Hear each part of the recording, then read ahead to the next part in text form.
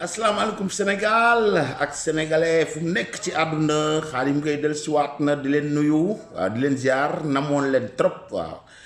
gis naa ne démb ak bërki démb gis ngeen defuma vidéo ndax vraiment dama sonnoon waaw dañ ma woon pour mu war a dem joobi quelques jours xam nga disponibilité lañ nekk dañu tëj ci kër yi mais état bi moo lay fay ñoom nag am nañ droit saa yu la soxlaa benn jour wala ñaar wala ñett ne la da ngay ñëw suba heure bi ba heure bi donc loolu mooy li amoon ñu changé ma heure yi nelawuma dara dem liggéeyi 2 jours yooyu donc ñëw talu ma woon vidéo quoi sincèrement parler te xaw ma woon nan laay def ba mën a avertir nit ñi voilà gis naa taxawaay bi ngeen ma taxaw message yi fu nekk ci àdduna appel yi dama wuyu expliqué ba voix sax yoratuma ko ñu ci bare maa ngi jéggul ñi nga xam ne si tontuma seen message yi gis naa yëpp ñëw na te xam naa même message yi la woon mais bu leen jaaxle 24 heures 48 heures yu ma manqué mën na am léeg-léeg bu ngeen ko gisee lenn laa leen mën a wax bu leen toogee 4 jours ñeenti fan yoo leen gisul Khadim fii feek ñeenti matul bu leen am benn préoccupation léeg-léeg damay am lu ma téq waaye nekkul dama feebar nekkul ne dara voilà bu dee lu grave la dinaa leen ko communiquer mais fekk ay ñaari fan wala benn fan bu leen jaaxle voilà daf may dal comme noonu mu ma dalee ma yeewu tam ñëw nelawuma xam nga vidéo pour nga toog di wax dafa jombul dafa jafe voilà et puis il faut xel mi nekk fu bopp bi nekk nga ne fa physiquement sinon ñëw toog fi di wax di nelaw ci vidéo bi wala wax ay conneries je préfère noppalu ba ñëw gis nga démb bërki démb laa liggéey nelaw naa tey je me suis reposé maa ngi nii ñëw toogaat jàkkaarloo ak yéen voilà ñu bare defoon nañ aussi aal bu ma doon aalu keroog ki sooy bu gars yi dañ def ay affaire ba bloqué sama chaîne ñoom mënuñu bloqué sama chaîne c'est impossible voilà sama chaîne leen moo ko mën a bloqué mooy vidéo yu ma leen di tegal quelque fois pour documenter leen pour leeral leen vidéo yooyu dafa am lu ñuy wax copyright dafa am droit d'auteur voilà ñooñu bu ma utiliser seen ay vidéo actuellement am naa ci ñaari signalation bu ñettee dañuy bloqué sama chaîne bi alors mais loolu nag li tax ma naan leen aimé leen Khadim Gueye TV page bi ci Facebook ngeen def ko mooy en cas ba saytaane wala affaire boobu am ñu bloqué chaîne bi le temps man mun naa créé waat beneen mais pour mu wax leen yëgal leen ko pour ngeen mën ñëw indiwaat abonné waat di ma seetaan ci beneen tour sax mën na nekk ñaanuma ko yàlla mais bu amee dama leen di avertir ca page bi ngeen ñëw wax leen nii la tudd ngeen ñëw chercher ko ci YouTube ngeen mën ma gisaat mën a abonné waat ci chaîne bi donc na ngeen rappelé wu li ngeen aimé page boobu Khadim Gueye TV sur Facebook ça sert à ça parce que sinon seytaane kenn xamul fu muy jógee voilà man vidéo yi léeg-léeg damay gis loo xam da leen di jariñ ma tagal leen ko ñu signalé la loo xam ne si seen droit d'auteur la bi ci mujj mooy vidéo morceau Baaba Maal boo xam da nga ko utiliser maa ngi koy lancé fii waa daane la ñool ñoom ñoo def signalation boobu te vidéo bi mu koy utiliser dama ko utiliser woon parce que Macky Sall dafa dem këram fekk ko fa ma teg affaire boobu muy lu rafet ma tëje vidéo ba morceau Baaba Maal voilà mais ñoom nag dañuy gis ne utiliser nga ko te amoo droit bi donc ñoom buñ ko signalé YouTube buñ la ci defalee ñett dañuy bloqué chaîne bi voilà ay avertissement la loolu rek moom lañ ko mën a bloqué mais sooy bu ma critiqué wala moom mu critiqué ma man mënuma bloqué chaîne am moom mënul bloqué sama chaîne voilà bu dee produit boo xam maa ko moom wala moom mu moom ko te autorisé wu ma laa mën na ko voilà mais sinon mënu ci tous comme nu ma mënul tous ci chaîne am tranquille leen foofu la ma ko waxoon maa nga ca ba tey voilà donc na ngeen aimé Khadim Gueye TV bi page Facebook ba lu mel noonu ñaanuma ko mais bis bu amee falaa leen di avertir créer chaîne bu bees nii la tudd kërëb ngeen ñëw abonné waat ñu dellusiwaat may jàkkaarloo ngeen comme ni ma koy defee toujours fekk loolu amul nag maa ngi fii bu leen toogee 4 jours gisu leen ma xam leen ne y'a quelque chose sinon 1-2 jours moom daf may dal comme muy dalee doomu aadama bu ne mun nga yeewu aussi tu n'es pas en forme lii def ko du lu yomb quoi donc maa ngi remercier ñi nga xam ne si ñëpp vraiment yëg nañ ma sonn nañ ci noonu mais pour ëllëg ñu bañ a am préoccupation am na ñoo xam nelawuñ ci sax mais nelaw leen tranquille fekk ñeenti fan yi matul ne moom bu dee maa ngi dund du leen tag 4 jours yoo xam ne defuma leen signe waaw bu ma deful vidéo sax dinaa def loo xam ne si da ngeen xam ne je suis là war a expliquer leen lan moo tax ñëwuma voilà kooku bëggoon naa aussi mu leer. Quant à discussion boobu wax nañ ko man li ma waxoon c'est juste xam nga lu ma bëggul ci àdduna wax naa leen ko mooy seytaane surtout ñun lu ñuy def ñun dañuy déglu yéen ñi yéen a ngi amoon préoccupation ci man parce que am na fu leen ma teg am na wóolu gu leen ma wóolu ba ñu ci bare buñ déggee dara dañ may woo laaj ma loo ci xam dégg naa lii est-ce que am na man ma dem vérifier leen ko xamal leen ne lii am na wala lee amul. Donc influenceur lañ mu neex ñu ak mu bañ ñu neex dañuy déglu di ñu gëm donc lépp lu ñuy wax nit ñi dafa war a nekk lu leer c'est pas parce que man dama bëgg am ay abonnés wala dama bëgg buzz wala dama bëgg ay vues ba tax may sosal doomu aadama di gëmloo nit ñi loo xam ne amul man boo gisee son bu ma wax ko loolu mooy bu leen déggee yow mi may seetaan lan nga jàppoon ne Youssou Ndour day toog dafa yàpp Sénégalais yi day toog ba 23h minuit moins quart moo ko orchestre ci biir këram ñuy tëgg moom homme de média la Youssou Ndour loolu muy def li tax man ma clash ko mooy dafa waroon ne Youssou kat moom 23h45 moom kese këram moo toog musiciens yi tëgg nañ ba ñibbi nañ toog di ko seetaan mais ni ñuy defee montage vidéo mu sol même yére bi day mel na fii ma toog ni mu jóg rek mel na maa ngi dem di fekk musiciens yi fee xam nga kooku noonu lañ koy monter mais musiciens yooyu ca 3h laa enregistré ñoom ba ñibbi nañ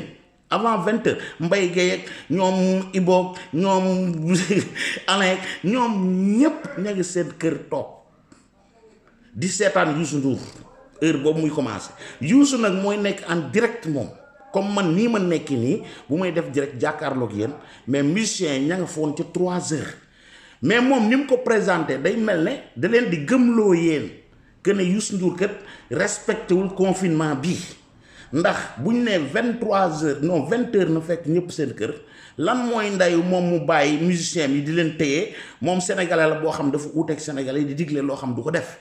xam nga loolu ngeen comprendre yéen ndax boo gisee montage da ngay gis Youssou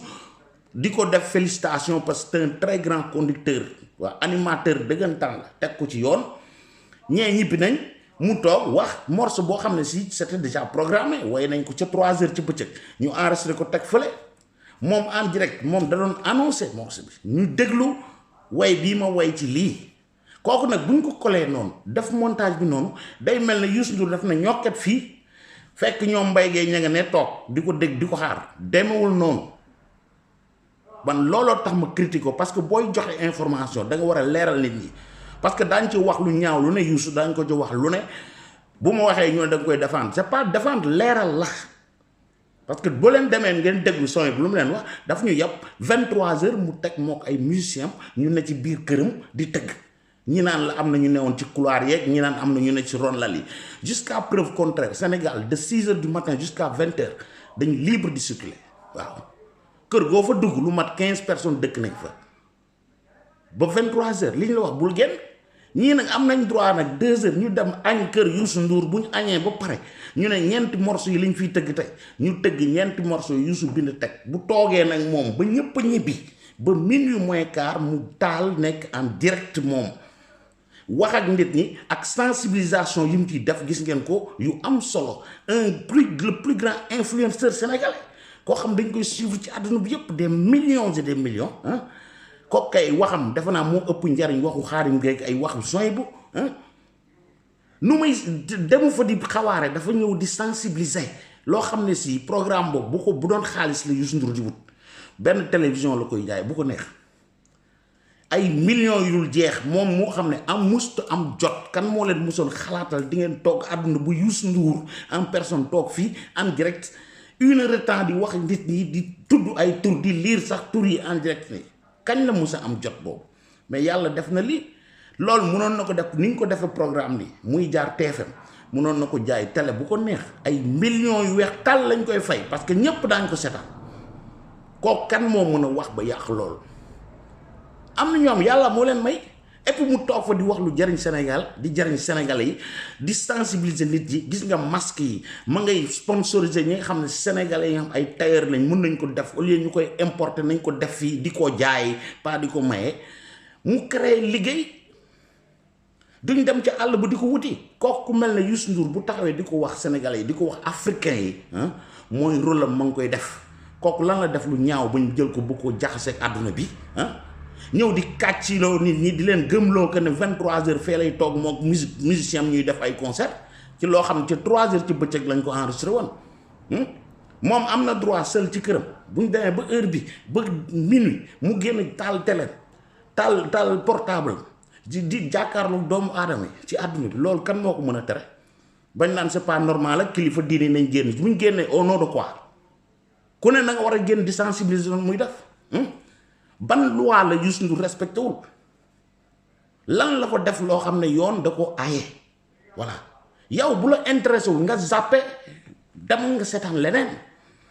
demal nga seetaan benn oustaz bu nekk en direct nga déglu ko bàyyi ñeneen ñu bëgg Youssou Ndour ci àdduna bi ñu déglu ko kooku valable moom pour tous les musiciens tous les plus grands artistes du moment yaa ngi leen di gis en direct si doon Youssou Ndour def la ñuy def seen ay fans tey lañ gën a kontaan ndax ils sont en contact ak eux kooku yàlla moo ko def ci ñoom ngeen bëgg ko jël bëgg sacrifier nit dafa nga ne Youssou Ndour ay wax son yi bu muy baadoola boobu da ko mën a changer dara il faut nit ñi ñu leen di wax dëgg boo ñëwee di mu wax xëy na yow bu ko rafetlu waaye détaillé ko bul gëmloo nit ñi loo xam ne amul waaw Youssou Ndour téyewul Super Étoile à 23h45 chez lui après midi bu ñu añee ba pare lañ koy enregistré kenn ku ne tàkk li nga yor ñibbi sa kër ñi ngi toogee di seetaan Youssou Ndour la Mbaye Gueye di toogee këram di ko seetaan Ibou di ko def Moustapha Faye di ko def ñoom ñëpp kenn ku ci nekk toog sa kër ñibbi nga avant 20h ko kay am nañ ci droit wax leen na ban loi lañ toppatoowul et puis la ñuy def ëpp solo sensibiliser nit ñi Youssou Ndour dañ ko waroon a fay pour moom muy def loolu bu demee ba jël initiative bu di ko def jël image am def ko fa di sponsoriser li nga xam ne si mooy li ëpp solo ci feebar bii façon masque lu ne di leen ko woon toog di détailler di rendre service di rendre à sa nation et au monde entier ay golo jóge fee naan di saytaane quoi di ci dugal ay juma ak ay jàkk dan la ci nekk Youssou bu ma leen yow gis nga koor gi moo ngi ñëw bu ko arrêté musique bi mën nga ko bañ a def morceau yi dindi ko mais yow public dañu la soxla boo naafilaa ba pare nga jël sa waxtu 1 heure de temps nga toog jàkkaarloog nit ñi sensibiliser bi ngay def nga def ko wax ci yow ñu gën la xam voilà wax ci koo bëgg a wax weeru koor gi nga bàyyi Super Étoile mu ne nee bu ñu déggatul morceau yi xanaa nag ñeme wu ñëw taxaw fi ne Youssou Ndour nag amatul droit toog jàkkaarloog public am di wax ak ñoom di leen sensibiliser loolu da maa ngi la koy ñaan dindil musique ba rek ba koor gi jeex mais Youssou Ndour ci boppam minuit moins quart nga toog boo naafila def say affaire ba pare toog jàkkaarloog ñi la bëgg ci àdduna bi ku la bañ koko yi ñu ngi ci Sénégal nañ yéeg ci koko gu leen gën a jege mi ngi noonu mu jeex tàkk waaw kooku du benn sëriñ bu la ñëw di ko aaye du keneen soo ci amee sa oustaz bu am xam-xam nga mun ko ci invité dugal ko foofu nga dugal ko fu mu wax ak ñoom ñii seen gémmiñ ñi daañ ko tëj du ma wax la ñu war a tëj ñoom comme na ko waajee waxee waaye nañ tëj seen gémmiñ waaw loolu daal bu ma soñoon yu dina ko def voilà kon nag gars yi loolu dafa waroon leer du question sooy bu wala affaire yi non critique fii lañ nekk dañ koy man mi dañ may critiquer moom tam bu déconné dañ koy critiquer li mu bëgg daal mooy lu muy wax na bañ a bañ nit ki rek tax mu koy sosal di gëmloo yéen ñu koy seetaan loo xam ne safaanoon na ak dëgg ka na leen wax mbir mi nu mu demee lii ma leen ko waxee la demee kenn du ko dégg Super Étoile à 20h amu ci kenn ku nekk ci kër Youssou Ndour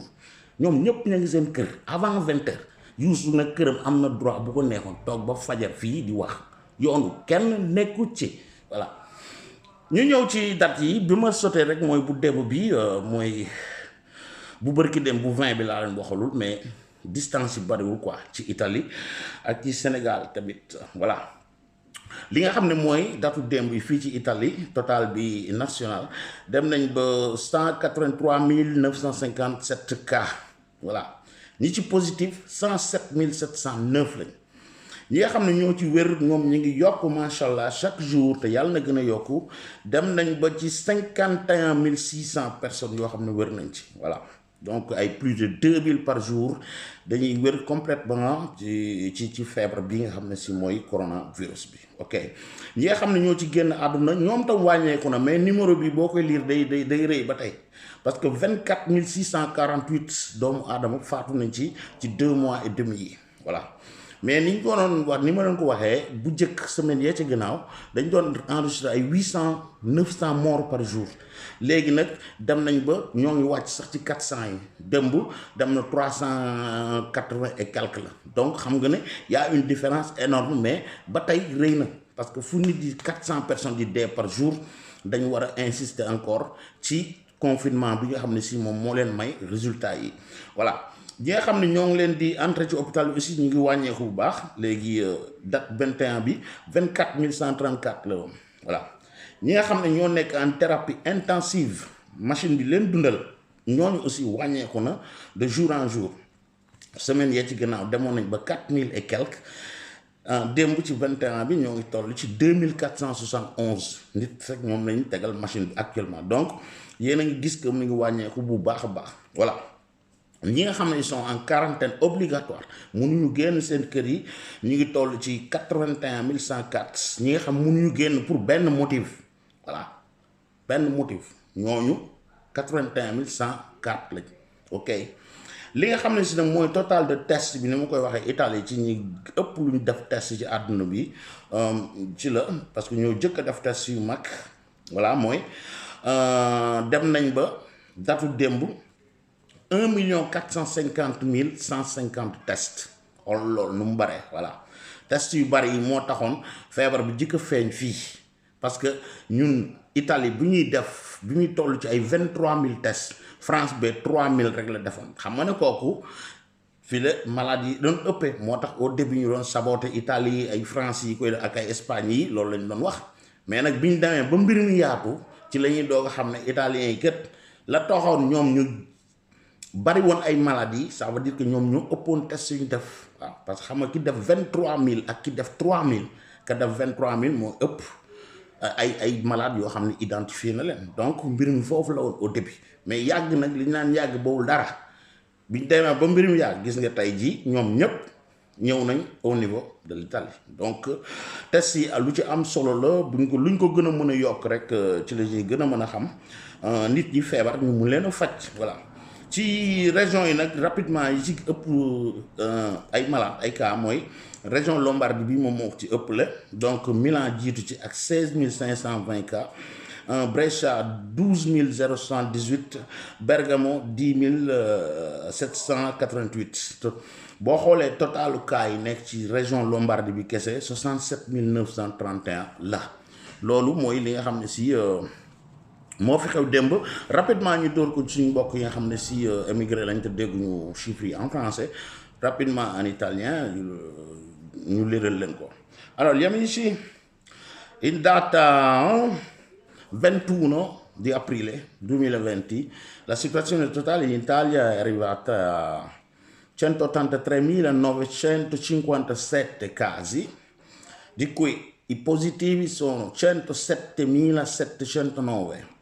Allora, i guariti sono aumentati di parecchio, siamo arrivati a 51.600 persone guarite completamente.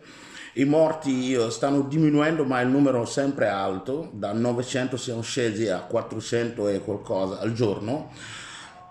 Nella data di ieri siamo arrivati a 24.648 morti, ok, in 2 mesi e mezzo. I ricoverati in ospedale stanno diminuendo, siamo arrivati a 24.134. Quelli che sono in terapia intensiva sono abbassati anche loro di parecchio, da 4.000 e passa siamo scesi a 2.471. Quelli che sono in quarantena obbligatoria a casa sono arrivati a 81.104.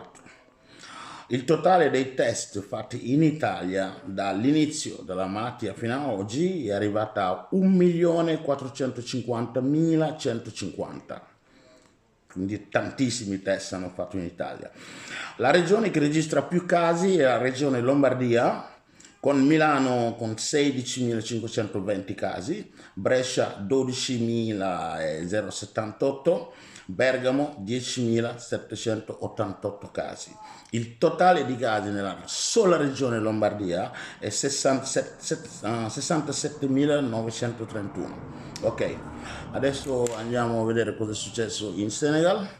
gars yi voilà les Italiens yi wax nañ leen ko foofu léegi nañu xool Sénégal en attendant tey jii jour 22 avril lii moo fi xew. Numéro 52 bu ministère de la santé et de l'action sociale tey bésu mercredi ñaar fukki fan ak ñaar ci weeru avril 2020 ministère de la santé et de l'action sociale jot na résultat examen virologique yi ma leen di waaj a lim ci ñeenti téeméer ak juróom-ñett fukk ak ñaari test yi ñu def fanweer ñoo ci positif maanaam ñaar fukk ak juróom benn yi ay contact lañu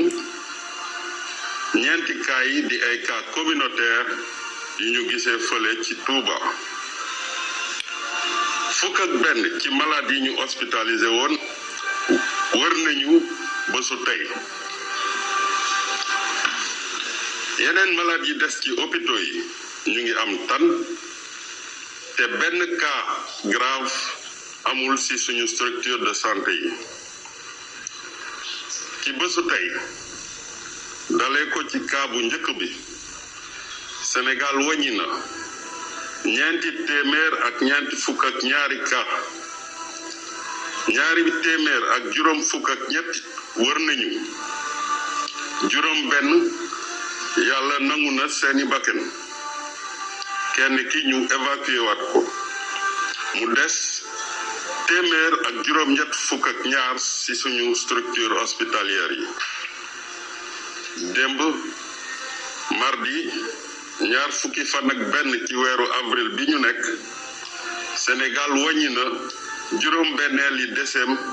ci mbas mi ministère bi gàlloo wërgu yaramu askan wi ak action sociale mu ngi dolli di ñaax population bi pour ñu sàmmonte ak digle yi ñu joxe maa ngi leen di gërëm di leen sant.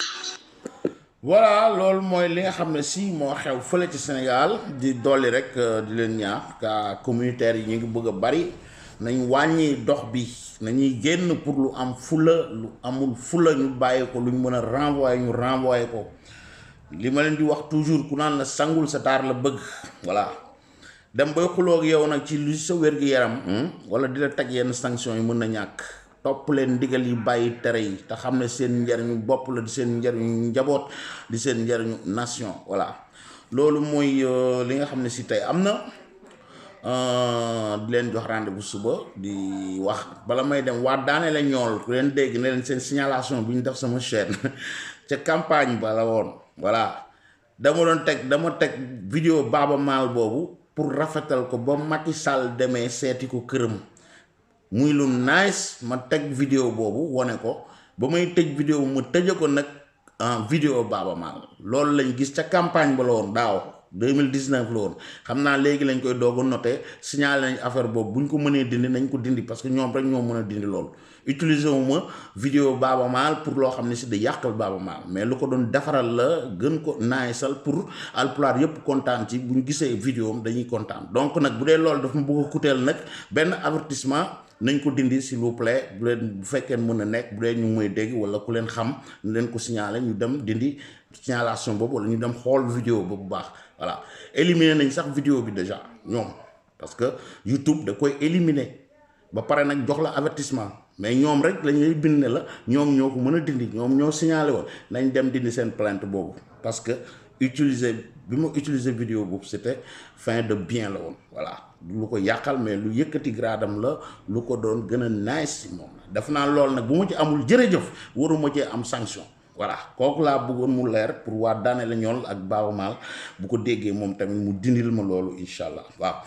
léegi nag di leen jox rendez-vous suba incha allah ci heure bi maa ngi fi fan yi liggéeyuma je pense final lundi donc comme ni ma leen ko waxee rek chaque fois bu leen ma gis benn jour bu leen préoccupé wu dara dalum maa ngi sant yàlla bu baax bal bu dee ñeenti fan nag moom jëm juróom moom am na lu xew waaw sinon da ngeen ma gis avant incha allah rabbi voilà aimé leen nag page bi Khadim Gueye TV ci Facebook au lieu ngeen may demander ami 5000 ya mat na mënatuma ca dolli kenn xanaa am ñu mu dindi dugal ñenn ñi mais page moom mun ngeen ko aimé amul numéro illimité la te en cas on ne sait jamais dans la vie dinaa xam fu mu leen di gisee da ngeen ma mën a dégg mun leen wax nii laa tudd wala bu ma créer mën naa créer sax beneen chaîne bu bokk la Khadim Gueye TV bi xam nga di ci wax leen di ci def leen dinaa am fu mu leen avertir foofu voilà yëgal leen ko ngeen mën a dem abonné foofu kon nag nekk leen ci jàmm te xam ne xaar mu ngi ci jàmm mi ngi leen di remercier ci yëg gi ak te fu leen teg fii la toujours loxo rek leen mënul jox te xam ngeen lu tax ba suba incha allah.